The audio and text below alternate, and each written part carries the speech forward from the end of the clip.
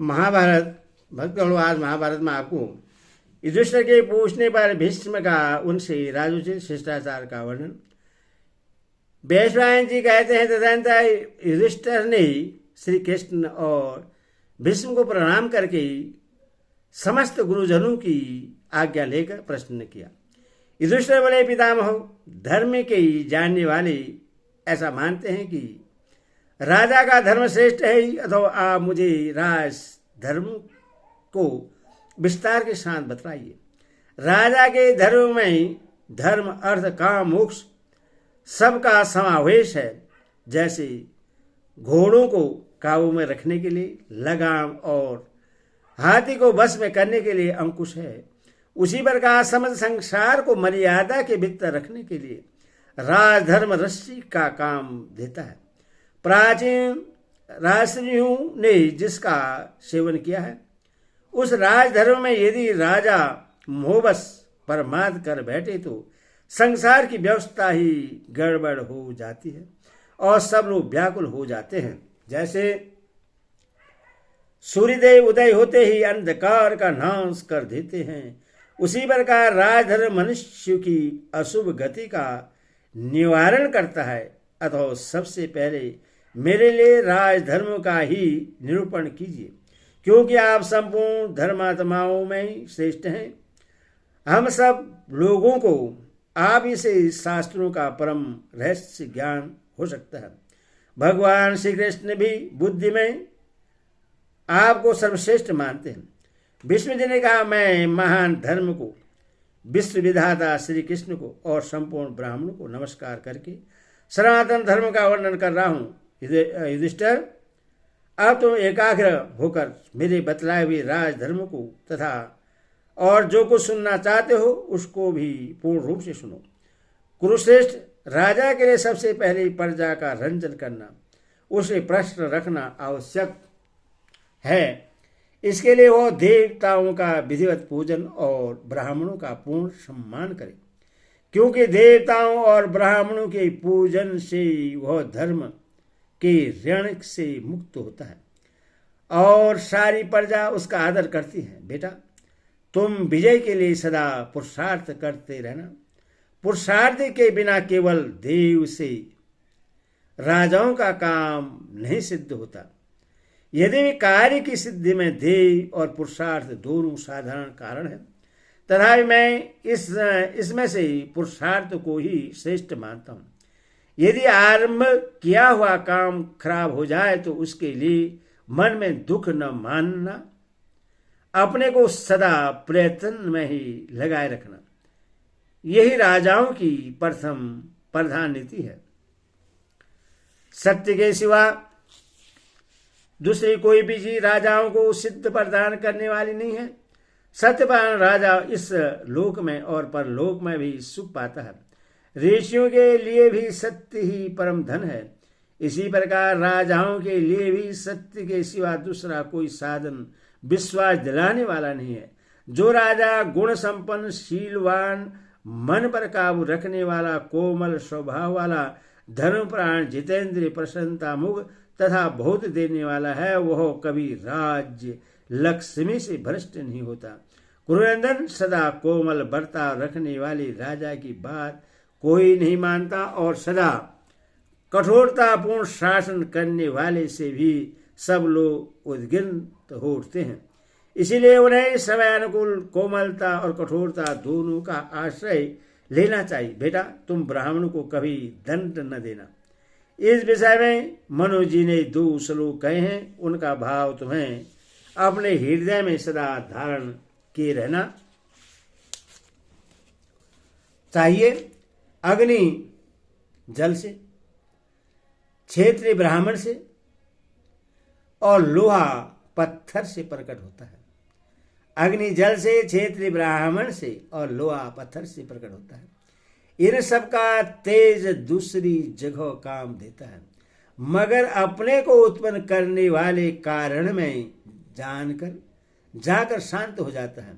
जब लोहा पत्थर पर मारा जाता है, आग पानी पर लगाई जाती है और क्षेत्रीय ब्राह्मण से द्वेष करने लगता है, तो वे तीनों ही दुर्बल पड़ जाते, दुख उठाते हैं।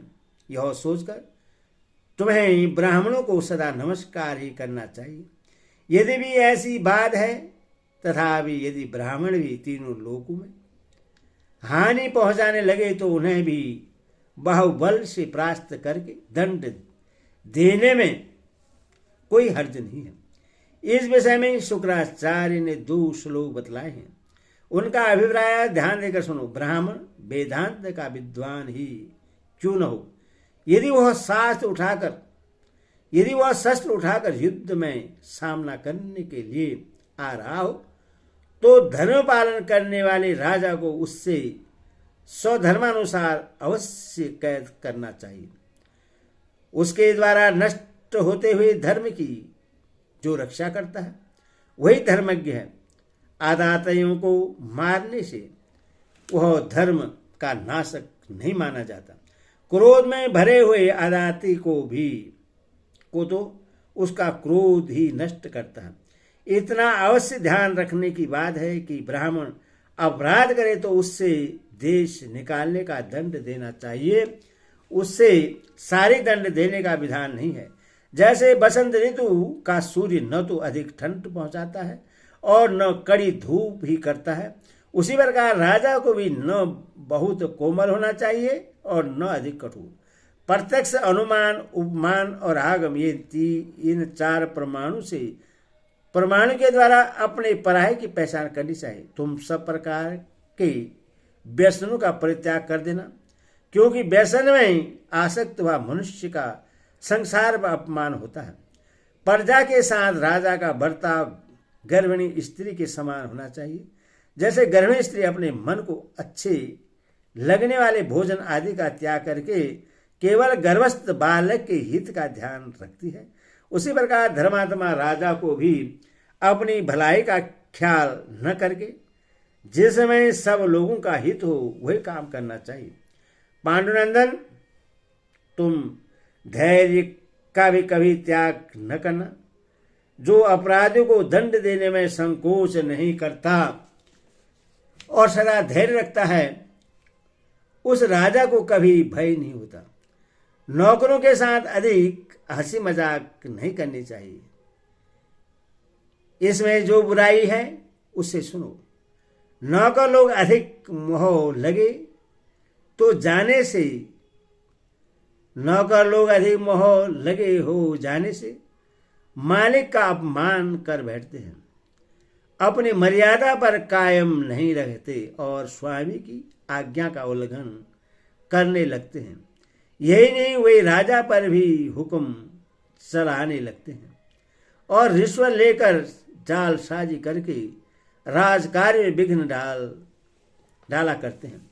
बनावटी आज्ञा पत्र निकालकर राजा के सारे राज्य को चूस लेते हैं। रनवास के पहरेदारों से मिलकर अंतपुर में जाने लगते हैं और राजा के समान वेशभूषा बनाए फिरते हैं। यहाँ तक कि स्वामी के निकट निर्जनता का व्यवहार करते और उसकी गुप्त बातें भी प्रकट कर देते हैं।